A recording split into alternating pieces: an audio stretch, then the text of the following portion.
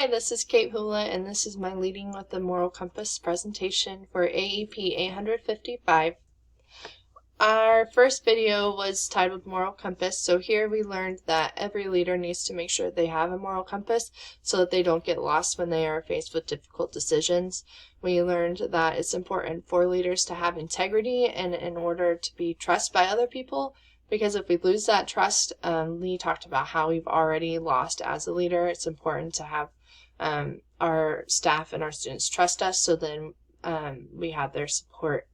He also talked about how we need to be able to find a true north in our life, because this will help us figure out what direction we need to go and what's right and what's wrong. And he also talked about how we need to avoid going to the middle line between right and wrong, because each time that we get closer to the middle of and closer to wrong, it becomes easier and easier for us to step over to the wrong side. And he ended his video talking about how leaders need to have an integrity reflex. So this is knowing what's right and what's wrong, like right away, and this will help us make sure that we're staying committed to doing what's right. The next video that we had was that we watched was having a moral compass. So here we learned about 4 moral obligations.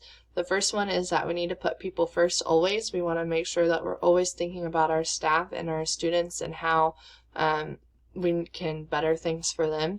We also need to respect individual dignity. So here he talked about how it's okay for us to disagree with someone's behavior and kind of coach them up in what they could have done differently and done the right thing, but we need to be careful not to damage their self-esteem. Then he talked about how it's important for leaders to treat everybody fairly, starting from the principal all the way down to the youngest student. We all need to make sure that we are treated the same way. And that everyone has to follow the same rules. So this quote that he gave was, "Perceptions determine attitudes, and attitudes determine behavior." And I thought that this was a great quote. It really stuck out to me, especially as a teacher at a low-income school. We kind of see that the way that you treat others determines how they will behave for you. And then the last obligation he gave was honesty. He kind of joked around with this quote of how if you have a short memory, then tell the truth, because it's hard to keep track of the lies that you tell. So a way to avoid that is just to be honest in the first place. And then he talked about how we need to make sure that we know where our line in the sand is. So this helps make our values clear of what's right and what's wrong. Next, we watched a video called Concepts Unwrapped: Moral Emotions. So here we learned that our moral judgments and actions are based on reason, but they're also mostly based on our emotions and intuitions. So we learned that reasoning to a moral conclusion and rationalizing a decision is rationalizing a decision that we've already made instinctively, which I thought was interesting, that 90% of our decisions we've already made before we even really have to think about it. It's just instinct for us. So then our emotions then go on to help us determine if it was the right decision or the wrong decision.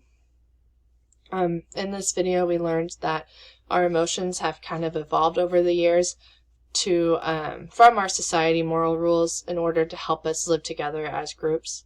We learned about the 4 types of emotions. So we have the self-conscious emotions, which are like guilt, shame, and embarrassment. These help to motivate us to follow the society norms. And then we learned about condemning emotions like anger and disgust, and these motivate us to make sure that we're doing the right thing, because if I know that something is going to make my family or my friends upset with me and angry with me, I'm going to try to avoid making that decision. And then we also learned about praising emotions like gratitude. So they gave the example of if we see people that are being helpful and generous, then we will want to in turn be helpful and generous, which would be a cycle that never ends. And then the last type of emotion was the suffering emotions, which are like sympathy, compassion, and empathy. This is where we kind of have that feeling of we want to help other people that are in need. And then this video also talked about how empathy is probably the most important emotion that we have, which I agree with. Next, we read an article called Set Your Moral Compass True North. So here we learned that having a true north on your moral compass will help lead us towards the right path when we are faced with ethical decision making. The moral compasses kind of create a framework or a guideline for us to follow when we are faced with difficult decisions, to kind of figure out what's right and what's wrong to help guide us in the right action. We need to make sure that we have our hearts in the right place when we are creating our moral compass, and we need to consider others before we make a decision. Once we make a decision, then it's important for us to evaluate our actions. So we had two ways that we could do that. So the first way was using the rights theory, which is, did I respect the rights of others? And then, did I complete my obligations towards them? And then the other way that we can evaluate our actions is looking at the possible benefits and harms of a decision that we make or will make, possible decisions. This kind of goes back to those decision trees that we made in a previous assignment. The last article that we had was called the moral compass. So here we learned that a moral compass, once again, creates a clear picture of like the mental process that points us towards a certain direction, whether it's the right or the wrong direction, depending on what your moral compass follows. We learned that morality is the basis of character and surrounds ethics. So we know that our morals are going to surround what our ethical values are. We also learned that everyone's moral compass is different. Not everyone has the same right and wrong ideas. Their true north is not always the same.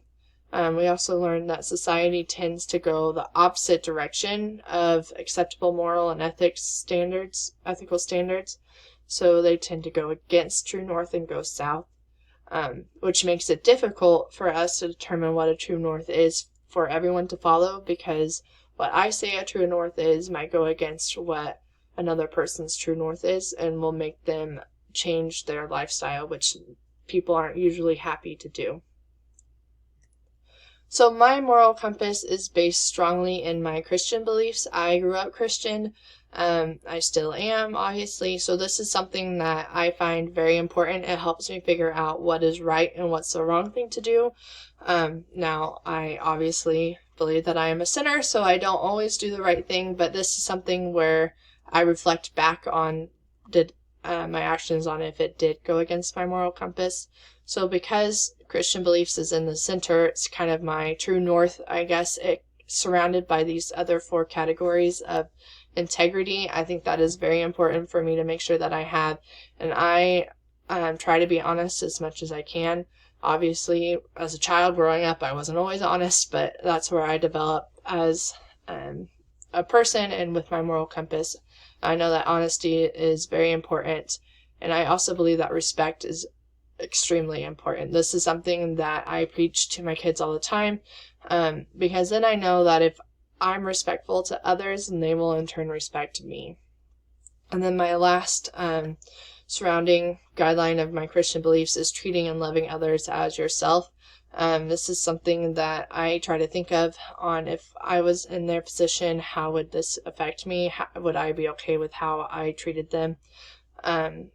So this is just, my moral compass is very strongly rooted in my Christian beliefs, with the common saying of, what would Jesus do? That's kind of where I set my moral compass. Here are my references. And then my addendum. So the standard correlation. The videos and articles increase my knowledge of having a moral compass by emphasizing the importance of having a true north to follow. I learned the difficulty of determining a true north for everyone to follow within our society, and I now know that having a moral compass will allow me to have a clearer picture when I am faced with making an ethical decision. The relevance of this, I agree that emotions play a big part of having and following our moral compass. After we make a decision, our emotions often react to the consequences to help us determine if we made the right or wrong choice. And the phrase, follow your gut, proves how much of an impact our emotions have on our actions. And then my reflection. Creating a pictorial representation of my own moral compass will improve my leadership by giving me a visual to follow when I am faced with an ethical dilemma as a leader. I will be able to look back on this pictorial to guide me to make the right ethical decision. Thank you.